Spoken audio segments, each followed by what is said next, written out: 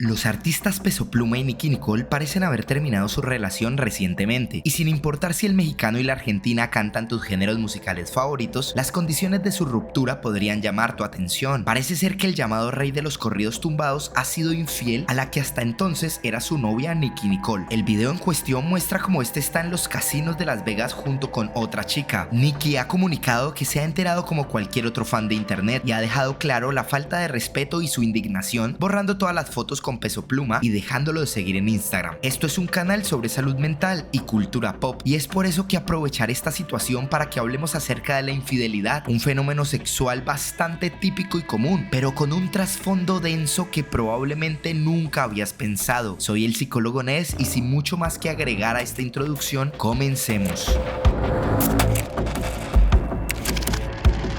La infidelidad, en su mayoría debe ser relacionada a condiciones de una relación de pareja. Tiene que ver con el rompimiento de la exclusividad pactada en una pareja monógama anteriormente. Es decir, en la mayoría de ocasiones, al conocer que alguien fue infiel a su pareja, se pueden concluir tres cosas. La primera es que esta pareja era monógama, contando ambos con tan solo una relación amorosa. La segunda, que uno de los dos decidió tener un amorío por encima de la voluntad de su pareja. Y la tercera, que al ser un secreto para la parte engañada, este impacto ha generado daño o dolor a la persona luego de enterarse. Es decir, ha habido un ocultamiento de la información. De aquí en adelante hay muchos casos y diferentes variables, pero por eso especifiqué que en la mayoría de ocasiones se trataba del ejemplo que acabo de exponer. Repito, la infidelidad no es en todos los casos igual. Por ende, me basaré de un ejemplo genérico para dar un correcto análisis. Y aquí es donde bastantes explicaciones que no denuncio como incorrectas, pero sí como básicas, comenzarían a salir de la boca del locutor. Estas tratarían de vender que la razón de la infidelidad tiene que ver con un deterioro en la relación o con condiciones específicas del momento, incluso con la falta de amor y cumplimiento de satisfacción de necesidades por parte del uno hacia el otro. Pero como ya muchos imaginarán, ese por supuesto no será mi análisis. Veo dichas descripciones como insulsas y en muchos casos como una racionalización del pecado moral. Para que verdaderamente entendamos la anatomía de una infidelidad, debemos entender muy bien el principio del placer, en donde la excitación aumenta en carencia del cumplimiento de la necesidad y no en presencia del mismo. Es decir, y aquí cito a Lacan cuando dijo: es muy claro que el animal embucha regularmente por no conocer el goce que genera el hambre. No se preocupen, les explicaré muy bien cada uno de mis puntos, y al final de este video serán una versión más profunda de sí mismos. ¿Saben qué es lo más curioso que encontré al investigar este tema? Que la misma razón por la que alguien le es infiel a su pareja tiene que ver con la presencia de un estado de enamoramiento inicial, pero en una relación ya avanzada. Es decir, cuando estamos en la etapa del enamoramiento junto con alguien, acabamos de conocer a una persona y la expectativa de la satisfacción de nuestras necesidades es la que nos moviliza, habiendo toda una idealización inmadura que nos mueve y nos conduce a lo que conocemos como el estado de enamorados. Es la misma que vamos a ver en los infieles. Tenemos necesidades que, como ya expuse, generan placer al igual que el hambre en la metáfora de Lacan. Sentimos excitación al pensar que fantasías y deseos pronto se cumplirán en manos de nuestra enamorada o enamorado. Es por eso que esta etapa es tan positiva y es difícil tener un criterio objetivo acerca del objeto de placer, que en este caso es la persona nueva en nuestra vida. Bueno, es un estado parecido el que nos lleva a aventurarnos con otras personas estando ya en una relación. Son las carencias y el placer que genera el hambre lo que nos predisponen a una futura infidelidad racionalizada por excusas tan pobres como haber sufrido falta de atención por parte de la pareja o sencillamente no sentir lo mismo. Esto ya nos comienza a dar un panorama claro. La infidelidad entonces se trata de un ejercicio inmaduro e infantil en el que el placer se encuentra en la carencia de la satisfacción de una necesidad y no en el cumplimiento de la misma. Vuelvo a poner mi ejemplo para que me entiendan. El ser humano infiel encuentra mayor placer en aguantar hambre para generar excitación en función de la llegada del alimento por encima del acto mismo de comer. Y para el que hasta aquí todavía no me entienda con claridad, la infidelidad conlleva la búsqueda de placer hacia objetos que aún no se alcanzan, siendo insuficiente el placer que provee la actual relación en la vida de esa persona. Literalmente, hablo que esta persona prefiere sufrir hambre a estar saciado en función del placer mismo de comer. Y aquí cito un ejemplo que llamó mucho mi atención para explicar dicho fenómeno de una forma un poco más extensa, pero por ende más completa. Un hombre de unos 60 años con importantes responsabilidades profesionales, decide ceder a las insistentes insinuaciones de su secretaria, a quien él nunca había prestado atención en particular. El descaro con el que ella ha insistido en seducirlo lo induce a aceptar la proposición de una cena que enseguida se convierte en una imprevista noche de pasión. El hombre, que es un padre de familia conservador y un profesional valorado, cuidadoso de su propia persona y genuinamente enamorado de su linda esposa, pierde literalmente la cabeza por una mujer que no es ni demasiado bella ni demasiado elegante en comparación a su esposa, pero que resulta no tener inhibiciones y ser sobre todo muy propositiva en el intercambio sexual. Es en realidad ese arrojo carente de pudor de ella lo que de una forma inesperada le excita a este hombre de manera irresistible. No tarda en surgir en este hombre una auténtica dependencia que pone en peligro el orden consolidado de una carrera, una familia y toda una vida. Al psicoanálisis viene con que no le cabe en la cabeza cómo esa mujer ha podido convertirse en tan poco tiempo y de manera absolutamente imprevisible en el centro obsesionante de su existencia y de sus deseos. Todo el cuadro establecido de su realidad está siendo perturbado y amenazado por algo que se asemeja más a una pesadilla que a un sueño. Especialmente le afecta el hecho de que sea siempre ella quien tome la iniciativa, ofreciéndose, según él, como un objeto sexual dispuesto a todo. Sus encuentros siguen siempre el mismo esquema, una subida brusca e incontenible de deseo sexual que sin preámbulos alcanza rápidamente su meta. No hay diálogo, no se comparte nada, no hay ningún afecto profundo. A ojos de este hombre es únicamente una oferta incondicional que su amante hace de sí misma, despojada de cualquier elemento de subjetividad, lo que la vuelve irresistible. En primer plano tenemos, por tanto, un goce que perturba la agradable regularidad de una vida ordenada. A través de ese encuentro sexual este hombre toca, como evidenciará el psicoanálisis, una cuerda profunda y antigua de un fantasma que pensaba estaba muerto. Cuando era un niño, una vecina que tenía la edad de su madre le había seducido sexualmente. Su relación no presuponía otra cosa que encuentros sexuales breves y clandestinos. En su vida de preadolescente había hecho irrupción un goce nuevo e irresistible. Su iniciación sexual lo había colocado en una posición excitante y al mismo tiempo traumática de quien es el objeto de abuso. Sentirse un objeto sexual poseído por el anhelo de una mujer madura le excitaba profundamente. Tampoco entonces había habido ningún amor, ningún diálogo, ningún cuidado entre ellos. Lo que resultaba excitante y se repetía al pie de la letra 40 años más tarde era la existencia de un goce que constituía un fin en sí mismo, sin ningún tipo de vínculo afectivo o de máscara social. Toda la existencia posterior de este hombre se había desarrollado, por el contrario, bajo el estandarte de su capacidad fálica, de su inclinación al mando y hacia el rigor moral. La aparición entonces de una mujer provocadora en su vida reactivaba así el goce secreto y desconcertante que le proporcionaba el hecho de sentirse pasivamente seducido y gozado. De manera que en este caso el goce sexual aparece como aquello que perturba el orden regular de toda su vida. En este ejemplo claramente podemos ver varias cosas. La primera de ellas, la excitación de este hombre en etapas tempranas por el carente aviso de una necesidad sexual que crecía cada día. Es decir, y como anteriormente expliqué, es la propia necesidad de este hombre en instancias donde solo existía el hambre lo que elevó su excitación en situaciones más adultas donde ya comía, y fue su falta de superación de dichos fenómenos lo que lo precipitó hacia la infidelidad. Si luego de este video sigues pensando que la infidelidad es causada por el descuido de una de las dos partes, probablemente debas ver nuevamente el video, porque este fenómeno interno llamado principio del placer nos sitúa en una posición bastante bochornosa y desnuda frente a la infidelidad. Mi único consejo para que tengas una percepción amplia del tema y no sufras un fenómeno que estadísticamente sufren no menos de la mitad de las parejas en el mundo es que no te enamores tanto de la propia carencia y aprendas cuando algo sacia una necesidad, no sea que te guste más el hambre que la comida en sí misma.